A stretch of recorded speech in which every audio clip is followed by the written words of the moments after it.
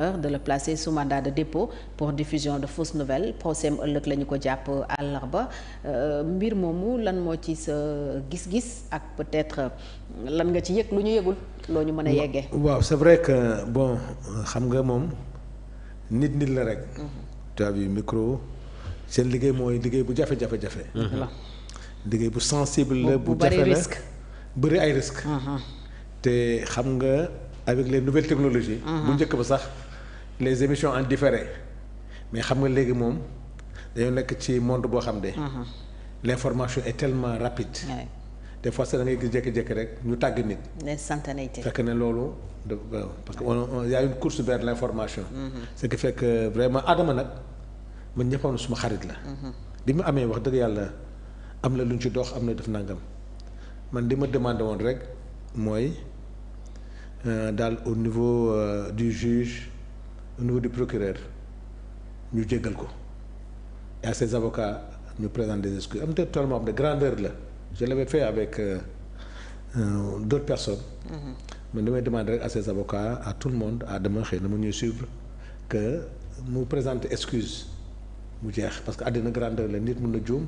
surtout que il a jéem na sax dem au conditionnel. donc cela veut dire que njuumte ku nee nay dal. donc daal di ko demander clémence. lépp nag luñ ci mën a ñaan den ko sa ñaan yàlla génn ko ci xat-xat bi. donc daal bon man moom suma xarit dëgg la quoi.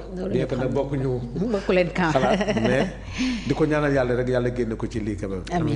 amiin jërëjëf alors honorable député nga woon ci législature bi weesu ça veut dire que li rapport Cour des comptes bi wone am na ci loo xam ne mi ngi la fekk nga nekk assemblée nationale nekk ndaw askan wi te dafa bokk ci rôle assemblée nationale contrôler l'action du pouvoir exécutif maanaam alalu réew mi nu jajale jox ko gouvernement bi yéen député ya dafa bokk ci liñ leen fa tegee ngeen di saytu dërëm ak dërëm fan la dugg. lii yëpp naka la xewee te yéen yëgu leen ko. xam nga rapport bi dafa feeñal lu bëri au-delà waxuma sax rapport bi dans le contenu. ak li ci nekk ci malversation dafa wone que faiblesse su assemblée nationale. parce que assemblée daf ci am responsabilité bu rëy. effectivement.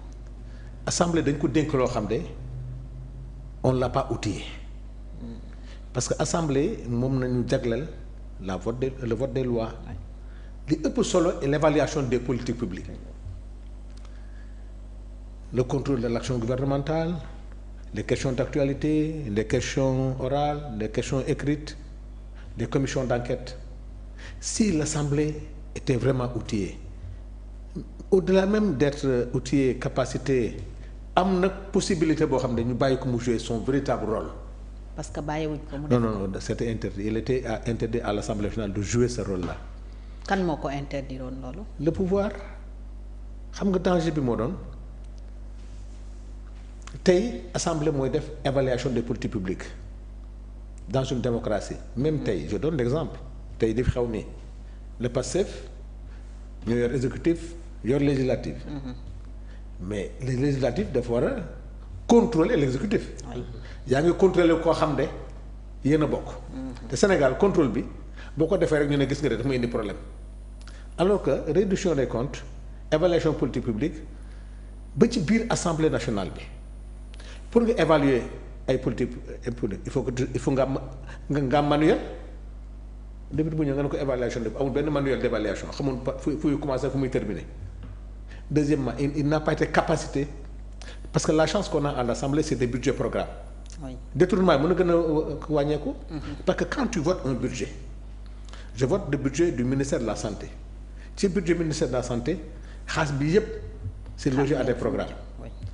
damay toog saytu 3 mois je fais une commission d'enquête non une commission normale j'appelle le directeur de la santé j'appelle le ministre à l'Assemblée nationale mu ñëw ma saytu le budget que j'avais l'allocation que j'avais faite au niveau de la politique de la santé oculaire j'ai mis 500 millions à la santé oculaire moo toogee 3 mois 6 mois moo directeur de la santé moo ministre de la santé donc je veux voir au niveau du programme de santé. qu'est-ce qui a été fait faites-moi le point. assemblée am na droit convoquer directeur général mu ñëw convoquer ministre mu ñëw mais loolu yëpp mënoo ko def boo ko defee pouvoir day bañ. surtout sa mu bañ yow mi fa bokk doo na nga contrôler say nit. Deuxièmement tu votes une loi des finances. xam nga Sénégal presse bi sax am na ci part de responsabilité xam nga lu tax. Sénégal li ñu gën a médiatiser mooy loi des finances. foofu na ñëpp de mobiliser te loolu prévision la. man su ma la joxee 100 000 pour nga am dépense jox bi amul solo dama la ko jox pour que nga am dépense yoo exécuté et des dépenses précises mais loolu balaa maa xam ndax def nga wala defoo ko mooy la loi de règlement. boobu nag nañu war a saytu. ñu dégg suñu alal réew naka lañ ko doxalee te loolu mooy la loi de règlement. li tax mu grave ñun bi ñu ñëw 14e législature dañoo ñëw fekk ne 3 ans amuñu rapport Cour des comptes 2019 2020 2021 l'Assemblée nationale le gouvernement n'a pas fait un rapport d'exécution du budget donc ñun ñoom assemblée defuñu loi de règlement 2019 2020 2021 ñetti at nga jox nit budget mu exécuter ko te contrôler wu ko. Cour des comptes deful rapport parce que quand on a écrit à la Cour des comptes donc quand on a. ñetti at yooyu règlement loi de règlement amul ci la moo indi woon bi ñu indi coow ñu ne les députés de Yewwi refusent de voter le budget de l'Assemblée. parce que ñu ngi exiger loi de règlement dañ ne ñun mënuñu voter budget boo xam ne. amuñu loi de règlement. budget bi ñu exécuté. muy dafa coow nag am na benn boo xam ba sax xeex la ci biir commission ba ñuy xas encore député yaa ngay xeex yooyu lii la woon donc ñu bind président assemblée nañu Cour des comptes nee na amuñu personnel moo tax ñu ne non on a écrit à la Cour des comptes mais non on n'a pas reçu le rapport. de l'IGF. Comment se fait-il ñu bind Cour des comptes di pression ba finalement nañu régulariser en une année nañu régulariser xam nga danger bi mooy sénégalais yi xamuñu rapport bi le rapport de la Cour des comptes bi Sénégal mooy le rapport public annuel bi nga xam ne la Cour des comptes assiste l'Assemblée nationale dans l'exécution du budget et le contrôle. te loolu.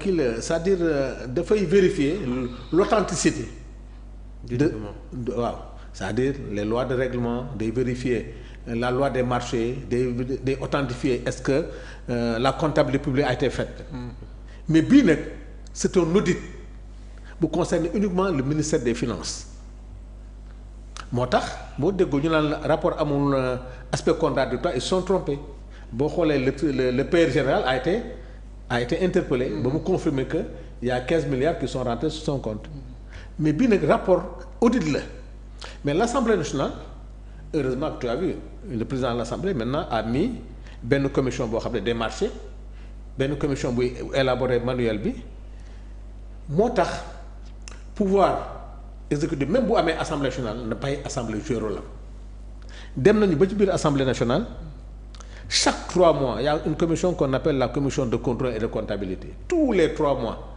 la commission doit se réunir pour examiner l'exécution du budget pendant 3 mois xam nga boo ko examiner dans les 3 mois boo si gisee ay luubal di nga anticiper prochainement mais boo ko dul réunir ñun bi ñu ñëwee le président de l'Assemblée waa Benno dañu ne commission bi mosul réunion du réunion depuis que l'Assemblée nationale et l'Assemblée nationale cette commission ne s'est jamais réunie kooku naka nañ mën a saytoo yeneen ministères yi ce que veut dire que ne pour parer à cette éventualité li am ni il faut que l'Assemblée nationale joue pleinement son rôle de parlementaire c'est-à-dire di saytu boo voté ba pare ngay dem est-ce que xam nga benn année ak l'histoire de Necotrans Cheikh Kanté était au port Môle 8 le président Mamadou Lamine Diallo député avait fait une commission d'enquête pour dem xool l'histoire sur le terrain oui. Sur le terrain dem xam nga lu dafa génne ay gendarmes. oui Cheikh Kanté on se rappelle. ba ñu ne woon amuñu woon autorisation quelque chose comme ça oui. comment un parlementaire ñàkk autorisation. parlementaire su ko neex dugg. doo koy dañoo informer. parce que c'est son rôle. mais tey tu convoques un directeur général pour déglu ko ministre moo lay njëkk a wax musiba c'est-à-dire que l'Assemblée n'était pas outillée. L'Assemblée on avait empêché à l'Assemblée de jouer son rôle loolu moo indi lii yëpp nag. moo tax le constat il est amer l'Assemblée heureusement a un manuel mais que l'Assemblée malgré que les parlementaires sont majoritaires pour le PASTEF il faut que ñoom ñu jouer rôlement pour éviter lii nag plus jamais ça parce que ce qu'il y a dans le rapport dans les prochains jours le jeudi ou le vendredi les Sénégalais vont mesurer la gravité de ce qu'il y a dans le rapport. Ah oui c'est extrêmement grave. Extrêmement grave foo ko natt rek mu weesu na ko. la moo nar a xew. waaw parce que en vérité c'est l'histoire de Farba.